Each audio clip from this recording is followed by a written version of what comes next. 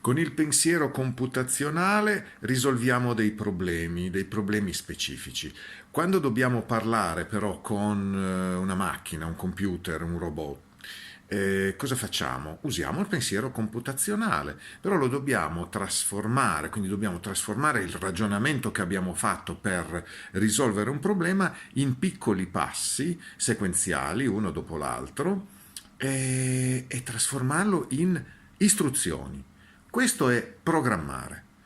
Possiamo programmare scrivendo il codice cosiddetto, quindi scrivendo delle istruzioni con dei linguaggi particolari, oppure usando dei linguaggi che si chiamano a oggetti, quindi trascinando delle istruzioni colorate, fatte in un certo modo molto semplice, ma combinandole fra di loro e creando quindi dei veri e propri programmi.